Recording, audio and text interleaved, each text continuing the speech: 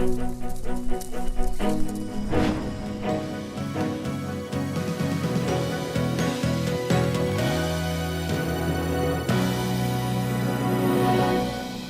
so I'm here to talk about the Federal Trade Secrets Act. It was enacted in 2016. The reason we're talking about it is I tend to still see that some employers haven't updated their documents to help get the protections that you can get under this statute. So we thought it was worth kind of going over and reminding people that it's out there and what you need to do. So what this act does is it provides a federal cause of action for trade secret misappropriation. Now, trade secrets are different than just generally confidential information. You have to take certain steps in order to protect the information to make it a trade secret. You limit who has access to it. You're clear in identifying it, that it is a trade secret, that it's to be kept strictly confidential. What this act adds, which did not exist before, is an ability to go in ex parte, which means without notice, to get a seizure against an employee who may be misappropriating or somebody else, to seize the information that you're saying that person has and is trying to disclose as a trade secret. There's a lot of specifics about how to go about doing that, which is more in the lawyer's purview. I won't bore you with that, but it does give you that ability to act very quickly and stop a trade secret from being disclosed. The other aspect that this act does is it does give some protection to employees. And what they decided to do is that you have whistleblowing employees who may be reporting about an unlawful activity, and in order to do that, they may have to disclose information that could be a trade secret. And what this statute does is give some protection to whistleblowers if they are disclosing a trade secret in certain respects, and we'll go through that in a second.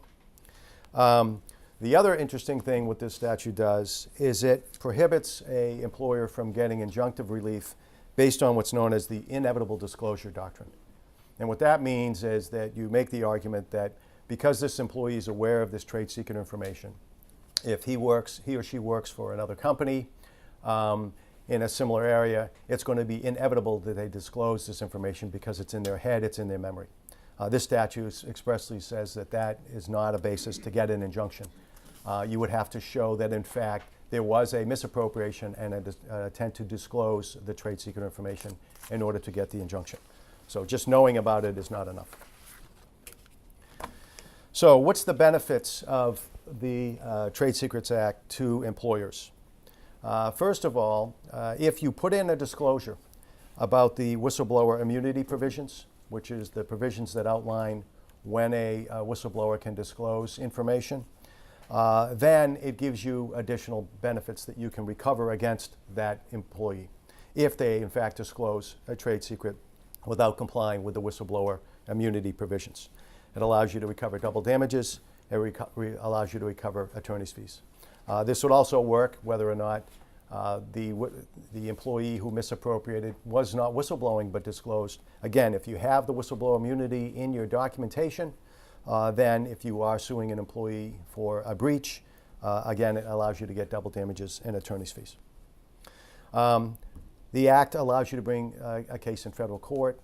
Some would say the federal courts are more direct and efficient in handling these types of cases, and you might be able to get quicker relief in those cases. Massachusetts does have its own trade secret statute. It's not the Uniform Trade Secrets Act. They did not adopt that, which this federal statute is an adoption of, but it does have its own provisions, its own definition of trade secrets. I will say the definitions, if you have a trade secret, it should fit under whether it's a definition under the federal statute or Massachusetts statute. You certainly could bring claims under both. But you do get some benefits here under the federal statute by being able to go to federal court.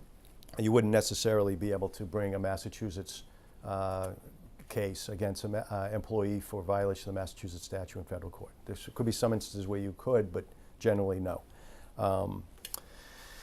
The other thing that employers can get under the statute is equitable remedies, which is injunctive relief, stopping an employee from disclosing, requiring them to return the information, precluding them from working for a company who they may have disclosed information to. Your actual damages, obviously. punitive damages, and attorney's fees.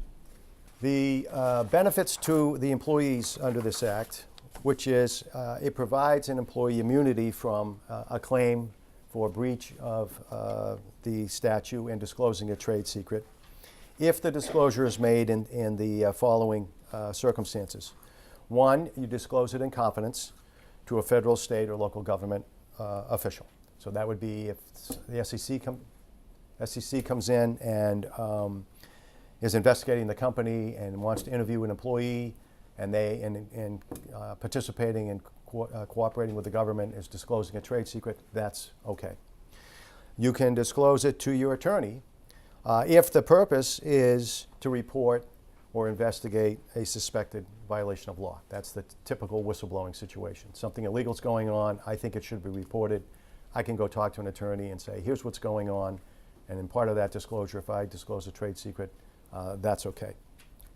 And also, you can disclose it again in a complaint, filed in a lawsuit, again under certain circumstances, which is it's made under seal, which is you're asking to the court that I want to file this. It's not going to be publicly available to anybody who can generally go access the case file in the court.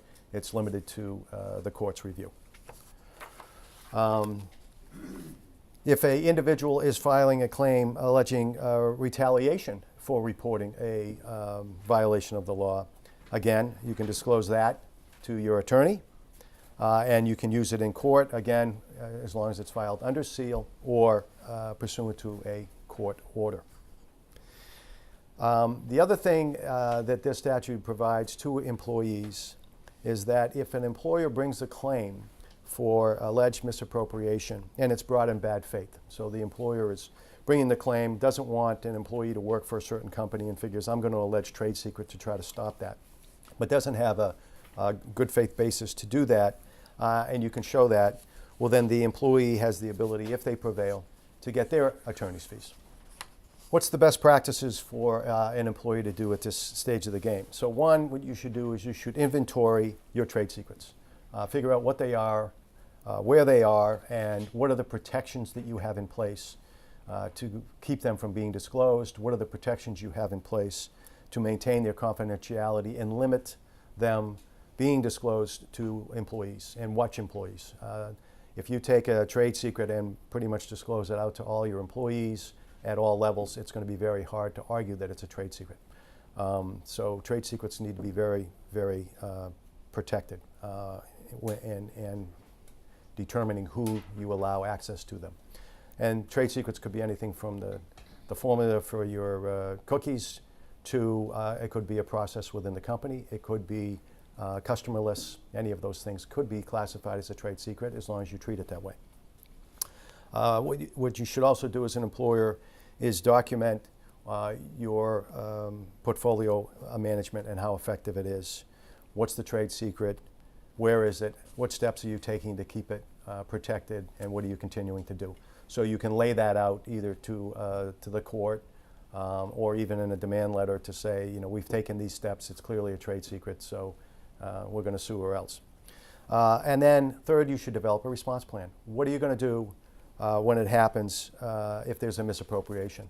So you have set in place, these are the steps we'll take, whether it's we're going to go for the seizure, or at least we know what the steps are to do that, so that you can quickly respond if there's a misappropriation, because once it's out there, you know, you've been permanently harmed.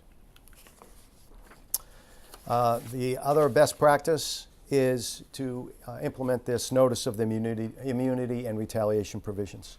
These should be included in your employment agreements, your independent contractor agreements, your consulting agreements, any separation and release agreements, essentially any agreement, even your confidentiality agreements. You may have employees that come on and you have them sign confidentiality agreements that they won't disclose proprietary and confidential information as well as trade secrets.